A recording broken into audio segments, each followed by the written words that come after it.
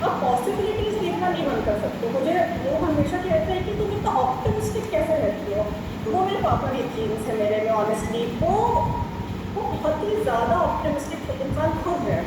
तो जी। इंजीनियरिंग में मैं जब गई तो मैंने सोचा था कि वहाँ पे जाके I will pursue my interest as well, क्योंकि इंजीनियरिंग में आपके पास बहुत टाइम होता है कि आप बहुत कुछ कर सकते हो। अच्छा। और मुझे ऐसा लगता है कि हर चीज़ में हमें उम्मीद देखनी चाहिए, क्योंकि उम्मीद बहुत बड़ा शब्द है। और जब हम उम्मीद देखना नहीं छोड़ते हैं तो पॉसिबिलिटीज़ तो हमारे पास अपने आप होती है फिर। बिल्कुल, एक मूवी है आपको पता होगा शॉशैंक रिडेम्पशन करके, उसमें डायलॉग है कि होप रिमेंबर रेड होप तब is a very good thing, may be the best of things. तो उम्मीद तो दुनिया का आया था। हाँ, उम्मीद पे तो दुनिया का है, बिल्कुल मेरे सही। ये भी वही है, योर रे ऑफ होप। बिल्कुल, बिल्कुल। अच्छा, हमें पता चला है कि आपका एक कम्युनिटी भी है इंस्टाग्राम पे, तो उसी के रिलेटेड एक क्वेश्चन था कि इंस्टाग्राम पोएट्री कम्युनिटी बिल्ड करने का एक्सपीरियंस आपको कैसा रहा? मतलब आपने कैसे सोचा कि एक पोएट्री कम्युनिटी बनाते हैं? ये हर कवि आई थिंक सबसे पहले खुद की तलाश में निकलता है, एक कारवां में निकलता है, उसे फिर लोग मिल जाते हैं। तो जी, जी। मैंने लॉकडाउन के टाइम पे सिर्फ जेई की तैयारी चल रही थी और मेरे पास दुनिया को लेके बहुत सवाल थे, बहुत सारे ओके। सवाल थे। तो मैंने सोचा कि उसके लिए मैंने किसी को भी नहीं बताया था। मैंने चुपचाप एक कम्युनिटी स्टार्ट की, वहाँ पे अपने ही पोएम्स लिखने शुरू किए, लोगों ने रेजोनेट बहुत ज़्यादा किए थे उस टाइम पे। तो ऐसे ही उस चीज़ से मेरे को बहुत फ़ायदा मिला था। I think writing has always been a catharsis for me. उसका नाम मैंने रखा था कि loving is not a sin, because that is something I truly believe in कि आप प्यार को नहीं बांट सकते किसी भी तरह के प्यार को। जी, जी, जी, बिल्कुल, बिल्कुल। और ये तो बहुत सही बात बोली आपने। प्रेम बहुत इम्पोर्टेंट है। लाइफ में प्रेम नहीं हो, मोहब्बत नहीं हो तो कैसे भी आप जी सकते सही हैं। बात है। है ना? तो प्रेम बहुत ज़रूरी है। और मैंने सुना है कि आप ऑटम लीव्स की एंथोलॉजी के बारे में भी आपने कुछ बोला था कि आप उसके वो ऑथर रहेंगे। तो जी आप जी उसके हाँ। बारे में कुछ बताएँ थोड़ा-सा? वो मेरी दोस्त ने बुक पब्लिश की थी जी, और जी। उसमें उसने बहुत सारे लोगों को गैदर किया था for to writing the book and I was one of I am very privileged. उसने मुझे भी चुना था उसके लिए कृतिका। बहुत बहुत सुंदर, बहुत सुंदर। ये तो मतलब मज़ा आ गया। आपकी एंथोलॉजीज़ हम पढ़ेंगे। आप बताइएगा कहाँ पे है आपके लिए। अगर एक दिन हमारे मैं और भी इसको तो आपको बताती हूँ। नहीं, नहीं, क्योंकि हमारे ऑडियंस भी चाहते हैं कि वो ऐसे लोगों से मिले कि जो खूबसूरत भी हो और खूबसूरत चीज़ देखने की। ठीक है। और हमने पता चला है कि आप पब्लिक स्पीकिंग भी करते हैं। You have mention your bio कि आप पब्लिक स्पीकिंग करते हैं। तो थोड़ा-सा उसके बारे में बताइए कि स्टेज परफॉर्मेंस में आपका कैसे रहा और पब्लिक स्पीकिंग में कैसे रहा है आपका? सबसे पहले मतलब पब्लिक स्पीकिंग ऐसा था कि मुझे बचपन से स्टेज बहुत पसंद था। मुझे लगता है एक पावर जो स्टेज आपको देता है लोगों से कनेक्ट करने का, इसलिए आज के टाइम पे आप देखेंगे जो कॉमेडियंस भी लोग बोल रहे हैं उसमें बहुत हद तक कॉमेडियंस की गलती है, क्योंकि उनको समझ नहीं आ रहा है कि वो जो स्पॉटलाइट आपके ऊपर होता है वो कितनी बड़ी जिम्मेदारी है। वो आप एक इंसान के नज़रिए को कितना बदल सकता है। अगर जी, आज जी। से इतने सालों पहले हमारे जो स्वतंत्रता सेनानी थे उन्होंने जो कहा है स्टेजों पे खड़े होके, उसी बातों को उसी कहानियों को सुन के तो हम बड़े हो रहे हैं। जी, बिल्कुल, बिल्कुल। मुझे सबसे पहले मौका कॉलेज में ही मिला था स्टेज पे कविताएँ सुनाने का। मेरा क्लब था लिटरेरी काउंसिल के लिए, तो मैं हमेशा ही उसको लीड करने का मुझे मौका मिला था। तो वहाँ से मुझे एक थोड़ी उम्मीद मिली कि हाँ कि भी हुनर है मेरे में। अच्छा, अच्छा, जो आप क्लब की बात कर रहे हैं, उसमें मुझे पूछना था कि जब आपको पता चला कि आपको एक क्लब लीड करना है, तो आपके अंदर वो क्या फीलिंग्स रही होंगी उस समय? क्लब लीड करना है, मुझे लगता है कि लीडर बनने का शौक मुझे बचपन से रहा है। इसीलिए नहीं क्योंकि मुझे पावर चाहिए, इसलिए क्योंकि मुझे लगता है कि जब आप लीडर होते हो तो एग्जीक्यूशन ज़्यादा आसान हो जाता है। इसलिए अगर आपको अपने आइडियाज़ एग्जीक्यूट करना है सही तरीके से, और ये चीज़ मुझे अपने अंदर बहुत अच्छी लगती है कि मुझे ह्यूमैनिटी के लिए हमेशा कुछ करना है। ये शायद मेरे परिवार से आता है, मेरे अंदर मेरे परिवार में मैंने सबको देखा है कि they are very kind and gracious. तो okay. I want to contribute to the society and if you are at a position of power, कहा गया है ना कि कृष्ण जी को भी जब लोगों ने तभी समझा जब वो द्वारकाधीश बन गए। जी, जी, उससे बिल्कुल सही बात है। उससे पहले आप मतलब मुझको लगता है आपको पहले खुद कुछ अर्न करना पड़ता, तब लोग जाके बात आपको सुन पाएंगे। जी, जी, और इसी बात से एक बहुत ही प्यारा क्वेश्चन मेरे दिमाग में आ रहा है कि आपका गोल क्या है फ्यूचर में, आप क्या चाहते हैं, क्या करें? क्योंकि चीज़ के लिए तो मैं नौकरियाँ छोड़ी नहीं सारी मैं, क्योंकि मुझे चाहिए था कि मैं इस सवाल पे ज़्यादा सोच पाऊँ कि मुझे फ्यूचर में क्या करना है। नहीं नहीं, इस ये मुझे ऐसा लगता है कि हमें सोचना हर चीज़ के बारे में चाहिए। अगर मैं बोलूँ तो मुझे तो प्रधानमंत्री बनना ही नहीं। नहीं, मुझे भी यही बनना है। जो प्रधानमंत्री यहीं से चल रहे हैं। बस तो बताओ यार नहीं। नहीं नहीं, बहुत बड़े ड्रीम्स रखने चाहिए, क्या पता कभी बिल्कुल। भगवान कहते हैं कि ये तो हमारा नहीं है, उसको कहते हैं, है ना? बिल्कुल। बहुत बड़े ड्रीम्स रखने, फिर भी अगर आपको चूज़ करना हो इंजीनियरिंग और पोइट्री के बीच, तो आप क्या चूज़ करना चाहेंगे? इंजीनियर हमारे बहुत पहले छोड़ दी, शायद मैं लास्ट ईयर ही ग्रेजुएट हुई थी अच्छा एंड अच्छा। मुझे नहीं लगता है कि आपको चुनना इम्पोर्टेंट है। इट इज़ मोर इम्पोर्टेंट कि आप बैलेंस कैसे लाओगे हर चीज़ में, उसके लिए बहुत ही इम्पोर्टेंट। मैं बहुत ही कोर्स कर रही हूँ इंसान के लिए, तो मैं अगर थर्ड क्लास में थी तो मेरे स्कूल में कोट लिखा हुआ था कि the best way to do a lot of things is to do one thing at a time. मुझसे आदमी लोग यही पूछते हैं कि तुम इतना सब कैसे मैनेज कर रही हो जब से नौकरी करना शुरू की हो। तो जब मैं ऑफिस में होती हूँ मैं पूरी तरह ऑफिस में होती हूँ, और उस टाइम मेरा गोल रहता है कि मैं ऑफिस का काम वहीं पे खत्म होता है, हर जाके वो ना आए मेरे ऊपर। और जब मैं यहाँ होती हूँ तो मैं कंप्लीट, जैसे मैं भी आपसे बात कर रही हूँ, I think living in the present is the key to balance. Okay okay.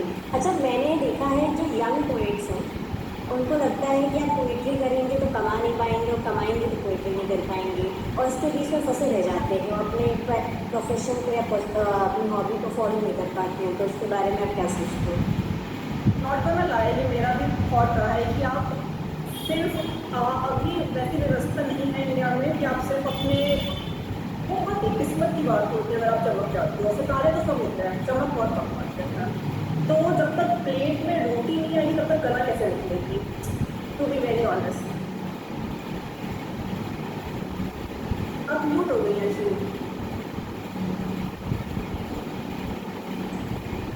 Sorry यार, मुझे पता नहीं चला, नहीं दे रहे, इसको हटाना पड़ेगा। कर देंगे। एक्चुअली थोड़ा सा मुझे यार कंसिडरेशन में कम गया है। कोई बात नहीं, मुझे भी कम ही क्या है, ये भी बस कर दिया मैंने। अभी जैसे कि पोएट मैंने देखा है, पोइट्स वगैरह आ रहे हैं, बहुत अच्छे अच्छे पोइट्स आ रहे हैं, और अचानक से ये आर्ट जो है वो लोगों के बीच जा रहा है, तो आप यंग पोइट्स को कोई एडवाइस देना चाहेंगे? जैसे कि आप तो बन चुके हैं, तो वो न्यू जो आ रहे हैं मैं तो कुछ नहीं, मैंने और कुछ नहीं, तो शुरुआत की अच्छी। नहीं, अगर शुरुआत अच्छी होगी तो फिर सामने वाले को हम एडवाइस भी दे सकते हैं। ईश्वर ईश्वर तो सबकी सुनते हैं, मुझे ऐसा लगता है। मुझे लगता है आज के टाइम पे कविता बहुत इम्पोर्टेंट है, क्योंकि अगर आप मेटाफर इसमें चीज़ें समझा सकते हैं तो जो बुद्धिमान है उसी को समझ में आएगा, क्योंकि आधी जनता सिर्फ फेस वैल्यू पे ही देख लेती है। जी अगर आप देख सकते हो अगर ये कला है आप में, तो आप एक्चुअली एक चेंज ला सकते हो सोसाइटी में। बस be honest to yourself that what you are writing and right for a good cause, that is very important. कि अगर आप अपना दुख भी फील कर सकते हो ना, उस दुख को लेकर ना, क्योंकि दुनिया में कोई और उस दुख को पढ़ के रिलीफ महसूस करेगा। जी बिल्कुल, ये बहुत सुंदर लाइन बोली आपने। मैंने कहा ना, ये पोएट हमेशा सुंदर चीज बोलते हैं। बातें करनी आती है बातें मुझे, करने में हमें बहुत अच्छी आती है, ये तो दिक्कत है, और फिर लोग सोचते हैं यार ये तो बहुत ज़्यादा अच्छा बोलते हैं, कि ठीक तो नहीं है। यही दिक्कत हो जाती है जी। मुझे तो मेजोरिटी लोग इसलिए जज करते हैं कि यार अंशु आर टू गुड। हाँ, भाई सर तुमने गुडनेस फील नहीं की, मेरी दिक्कत ये है कि मैं सब में अच्छा ही देख लेती हूँ, ये कम करना है मेरे को लाइफ में।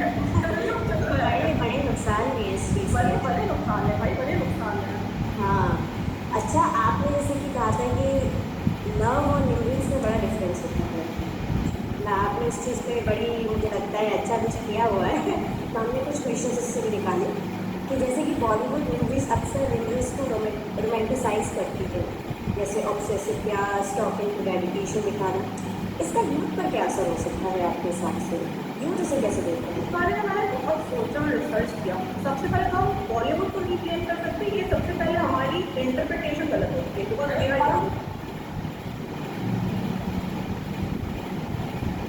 जी कंटिन्यू। जी। तो मैं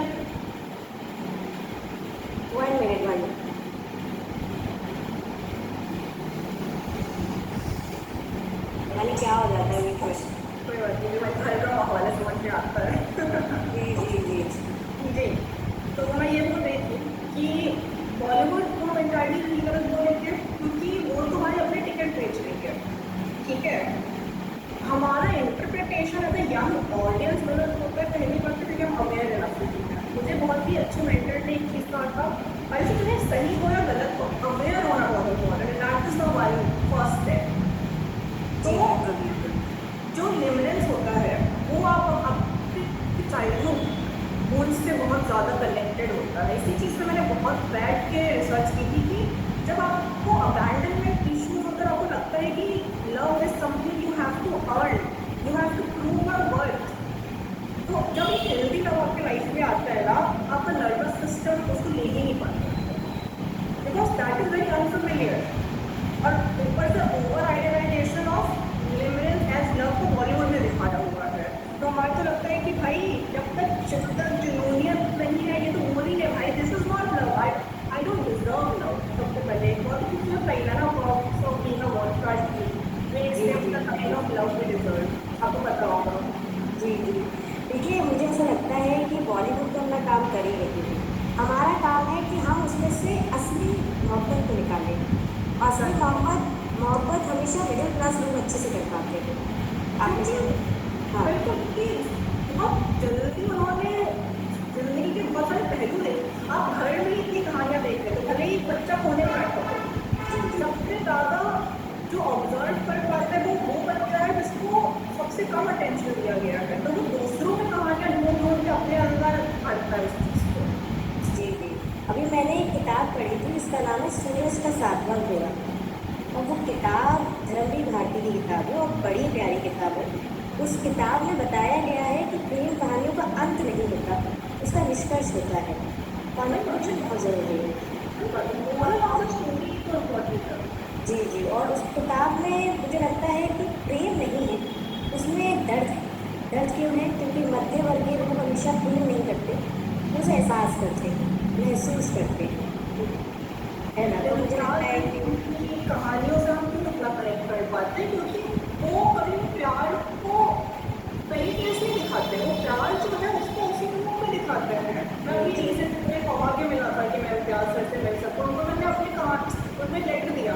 उसमें मैंने उनको वही बोला कि सर मैंने जब आपकी मूवी देखी रॉकस्टार, और तो मुझे ये समझना था कि प्यार क्या होता है, दिल होता क्या है exactly, like why is everybody so mad about this thing.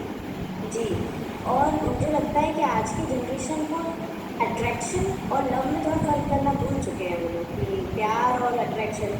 तो आप उसके बारे में क्या सोचते हैं? प्यार तो तपस्या है।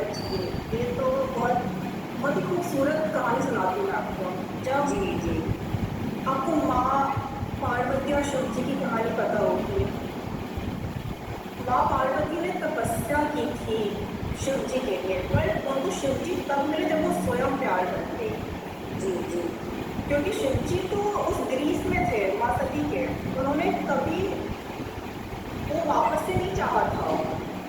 शिव जी को मैं इसलिए इतना मानती हूँ कि वो विरह सिखाते हैं कि आप, I think the highest form of spirituality is not disconnected from the world, it is being in the materialistic world while being disconnected from the effect। मतलब वो ये ना कर्म करो एंड फल की चिंता मत करो। जी और हर धर्म यही सिखाता है, हर धर्म एक ही चीज़ें सिखाता है। जी जी, मुझे लगता है कि जो लोगों की धर्म के बीच की लड़ाई है ना, वो होनी ही नहीं चाहिए, क्योंकि कहीं ना कहीं लास्ट एंड उसका वही है, एक ही है, वो शून्य ही है हर धर्म का and point.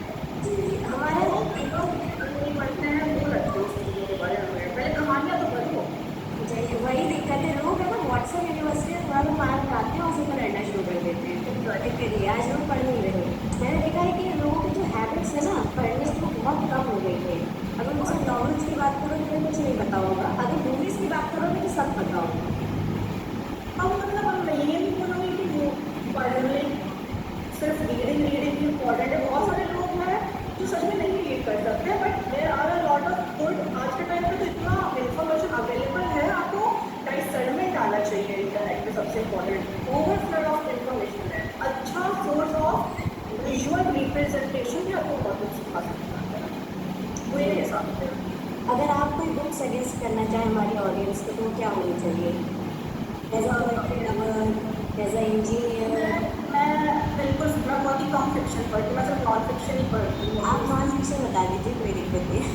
I think Who Will Die When You Cry. That one book is something I always speak about and I always recommend everybody. बहुत ही 2-3 पेज के चैप्टर है बट उसमें जो वैल्यूज सिखा है मेरे लाइफ वैल्यूज बचपन से वही रहे हैं एंड आई थिंक सबको पता होना चाहिए कि you have to think what legacy are you leaving behind when you will from this world. लेकिन literally एक डिस्ट्रिक्ट में से दुनिया को ये तो बिल्कुल बात सही कही आपने। तो इसी के साथ हमारे थोड़े से क्वेश्चंस और हैं कि लिखने को देखने को। अब तो रैपिड फायर आप करेंगे आपको जो पड़ती है मैं कोई बुक सजेस्ट करना चाहूँगी तो मैं करूँगी सूरज का सातवां घोड़ा, क्योंकि वो बुक इतनी अच्छी बुक है, बहुत पतली बुक है, बहुत पतली, क्योंकि मुझे लगता है धर्मवीर भारती की एक बहुत ही फेमस बुक है, वह गुनाहों का देखता। हर किसी ने आपको सुनी या पढ़ी है, लेकिन किसी ने भी सूरज का सातवां घोड़ा नहीं पढ़ी होगी तो ना सुना होगा उसके बारे में। तो पहले लोगों को सूरज का सातवां घोड़ा पढ़नी चाहिए, फिर कहीं जाके गुनाहों का देखता पढ़नी चाहिए। आप इसको रिलेट कर पाएंगे इस चीज़ से, बहुत प्यारी। आप भी पढ़िएगा उसे, बहुत अच्छी बुक है। मैं आपको बताऊँ कैसे लगी मुझे। जी। तो रैपिड फायर क्वेश्चन है हमारे पास थोड़े से, इस चीज़ के लिए आप एक्साइटेड हैं? Go, I love to listen.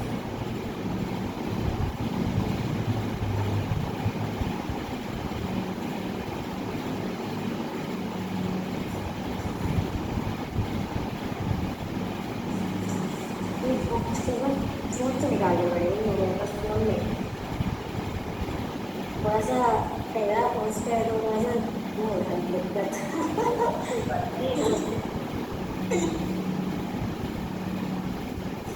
आप अच्छा कर रही हैं, काफ़ी एक्सप्रेस कर रही हैं। आई होप मैं अच्छा कर रही हूँ। अरे कोई दिक्कत नहीं, मैं खुद इतना रैपिड फायर क्वेश्चन। पहला क्वेश्चन हमारा टी या coffee? Coffee. Coffee, okay. Second question है पोइट्री या story telling? Story telling. Okay, आप थोड़ा सा रीज़न से बता दें चले जाइए, क्यों ऐसा क्यों? कॉफ़ी मैं टी और कॉफ़ी दोनों पर्सन नहीं थी पहले तो, फिर मेरे पापा बहुत चाय पीते थे, हमें आदत लग सकती है तो चाय तो नहीं पी सकती है बट कॉफ़ी की ज़्यादा आदत लगती है, इसलिए बहुत समझते हैं कि टी काला कर देती है या कॉफ़ी करती है, तो कुछ नहीं आता। और स्टोरी टेलिंग का क्या आपका? कहानियों में ना आप बहुत सारे पहलुए समझा सकते हो आज की ऑडियंस को। पोइट्री बहुत ज़्यादा पर्सनल इंटरप्रिटेशन होती है विच आई कम्प्लीटली लेकिन सपोर्ट, बट कहानी वो मोरल है ना, I very moral of the story person, तो मुझे मोरल ऑफ द स्टोरी बहुत पसंद है, वो मैं देख सकती हूँ। और बुक्स या मूवीज़? अच्छा, मूवीज़ क्यों? मैंने तो सीखा जीवन के बारे में मूवीज देखी सीखा है। वाह, फिर से एक अच्छी लाइन हमारी आपकी तरफ से आती है। मॉर्निंग या नाइट? नाइट। क्यों मॉर्निंग से नहीं आपको? जो रात में सुकून है ना वो सुबह की भागदौड़ में तो मिल नहीं पाती है। अच्छा, ये हम काम करने वाले लोगों से समझ सकते हैं, हमें रिलेट कर सकते हैं। मैं स्कूल के टाइम से ही आती हूँ, स्कूल के टाइम से ही शायद ही मैं कभी मॉर्निंग पढ़ती हूँ, तो रात में कितना भी जगा लो बहुत, क्योंकि मुझको अपने थॉट्स के साथ टाइम मिलता है रात को। कभी अच्छे थॉट्स आते हैं, पोइट्री लिखने का मन करता है ना? मैं समझ पाती हूँ सारे चीज़ों को। अच्छा, माउंटेन्स या बीच? बीच। आप अभी फिलहाल में कहीं गए हैं? मैं मुंबई में ही रहती हूँ तो मैं वो उठा के बहुत जाती हूँ। बहुत बढ़िया। Actually oceans are the reflections of ourself, ऐसा मुझे लगता है। ओके। अच्छा, राइटर्स लव के लिए अगर आप एक शब्द कहना चाहें तो वो क्या होगा? Great potential, great potential. हमारा पहला स्टार्ट है, पहले हम सिर्फ एंथोलॉजिस्ट पे बेस थे उसको हम करते थे, लेकिन अब थोड़े टाइम से हमने कॉम्पिटिशन स्टार्ट कराना शुरू कर दिया है। थोड़े टाइम से हम चाहते हैं कि वो लोग हमारे साथ आएँ जो एक्चुअल में पोइट्री के लवर्स हैं और जिन पर टाउन से प्रेम करते हैं, आपस में प्रेम करते हैं, मोहब्बत करते हैं। Naveen, I mean it is very important कि आपके टाइम पे कम्युनिटी बिल्डिंग को, यू नो, सिक्स क्लास में मुझे एक चीज़ बहुत अच्छे से समझ में आ रही थी कि human resource is the greatest resource of all the resources available on the earth. और अगर ये थिंकिंग थिंकर्स, राइटर्स, स्पीकर्स साथ में आके कुछ कर सकते हैं, तो बहुत ही रेवोल्यूशनरी हो सकता है अच्छे लिए। और आपसे अगर फेवरेट ऑथर भी है, author authors robin Sharma, okay, तो बुक आप लोग भी बताना चाहिए। वही जो मैंने कहा, मैंने उनकी पहले तो वो पढ़ी थी, the mom who sold Ferrari, वो मैंने 2019 में पढ़ी थी।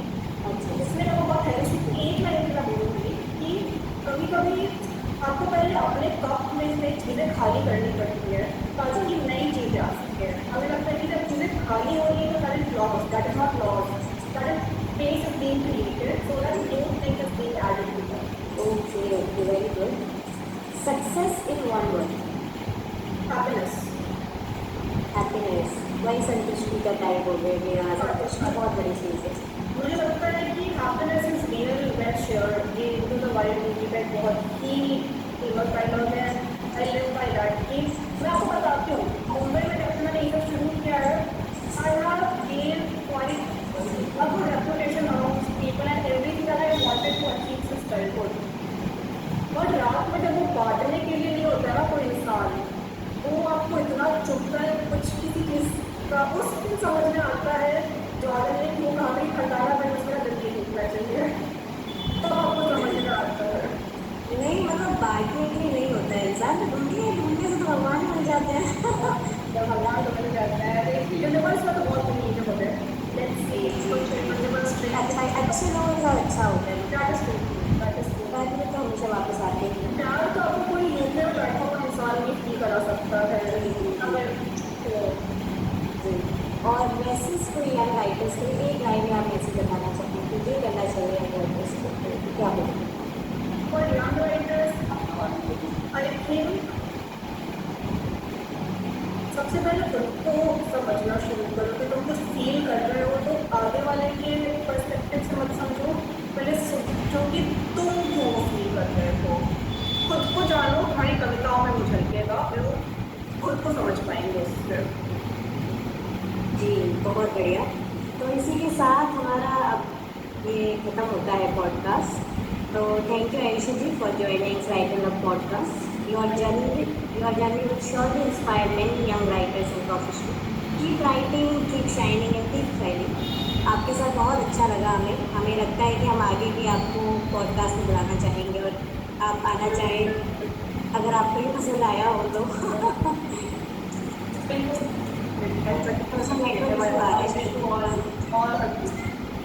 जी जी, थोड़ा सा नेटवर्क इशू आ रहा है। अगर लास्ट वाली लाइन आपको सुनाई नहीं दी, वो बोलिएगा फिर से। हाँ वही, मैं बोल रही थी कि it's a great initiative, feel I hope it blossoms and everything, all the very best, I am always here with the community. और हम चाहेंगे कि आप राइटर्स क्लब कम्युनिटी से मेंबर ना रहे, इसके एक पार्ट बन जाएँ, टीम बन जाए। जी बिल्कुल ये बिल्कुल। इनिशिएटिव भी हमारी तरफ से आपके हमेशा ओपन रहेगा। आपको लगे कि कभी भी यार हमें भी कुछ अपनी तरफ से इनिशिएटिव उठाना चाहिए, तो हम हमेशा आपको वेलकम करेंगे। आपको पता है राइटर्स क्लब में हम एज अ टीम काम करते हैं, यहाँ तो ना किसी से कोई सुपीरियर है ना कोई इंफीरियर है, we are working like a team. हमारा पहले से ही रहा है कि हम टीम की तरह वर्क करेंगे। एंड हाँ, कोई भी चीज़ तभी एक्सेल करके जब वहाँ पे ग्रुपिज्म ना हो, वहाँ पे everybody is a team at the same level. Okay, exactly. हम चाहते हैं कि हम ऐसी कम्युनिटी बना दें जो हर किसी को मौका दे, कोई भी पीछे ना रहे, सब आगे बढ़े। I totally agree with this. मैं जब अपने लिटरेरी काउंसिल में भी थी, that is what I always stood for, कि we are a team. Yes yes. इस बार हमने पॉडकास्ट का रखा था कि हम पॉडकास्ट करेंगे। इस बार हम चाहेंगे कि पॉडकास्ट के साथ भी हम कुछ और करें, लेकिन दिस टाइम भी कॉन्ट्रीब्यूशंस को मिल रही हो कि हम और भी अच्छे लोगों को भी करें। अब की बार तो जजेस भी हम इंक्रीज़ करना चाह रहे हैं, इस चीज़ को हम नहीं डालेंगे, तो बढ़िया, तो हमारी नॉर्मल बात हो रही है। कट हो गया, तभी से जब मैंने थैंक यू बोला था तभी कट हो गया, ठीक है। तो अभी तो नॉर्मल बात हो रही है। अगर आपका स्टाइल है तो